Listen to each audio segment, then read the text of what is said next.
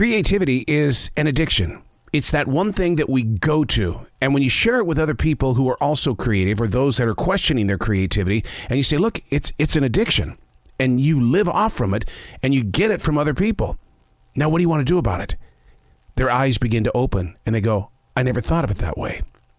Unplugged, because we will always say yes to creativity, totally uncut, because we all make mistakes. So turn it into a tool. This is Arroe Unplugged. I write in a forest. I go inside this forest to just listen.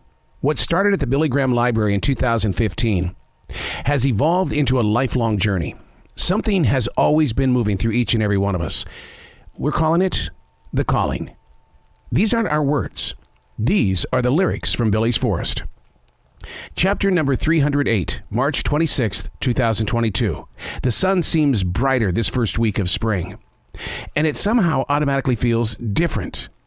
While writing, the rays of light dance upon this page in the way that a child asks, "Hey, did you miss me?" The red buds are popping. The geese are searching for what will become their seasonal nest. The squirrels seem to be clearing out their winter homes. Vibrant are the bird songs. I've always called this my jazz. None of it truly goes together, and yet, yes, it does. The 40-degree temperature this new sun reminds me of how winter isn't giving up so easily. It doesn't want to make the transition as of yet. Jazzy and I took a 40-minute walk through this forest yesterday. The scent of pollen never agrees with my human desires. It did, though, plant a seed, a memory inside my heart, that of the spring of 2020, when the planet was locked up and locked down and assumed safe. The only escape were the walks. Just like Jazzy and I yesterday, I just went back to March of 2020. This forest has been well documented. It serves as a teacher as well as a protector. The writer sees a lot of stories in all things outside his home. Long live this collection of trees. Let your peacefulness shine forever.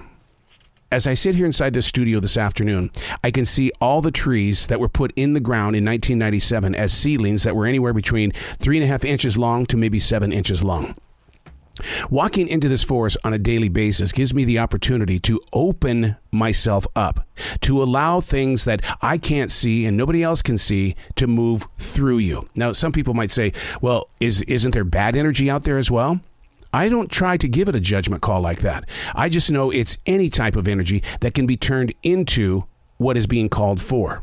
Some people might call it prayer. Other people might call it meditation. It's a moment between you and everything that is moving around the universe. I'm always reminded of the Russell Crowe movie, Beautiful Mind, that when he was walking, he always saw people walking beside him. In fact, I talked to somebody a few months ago about that very photograph, and they said, you know what?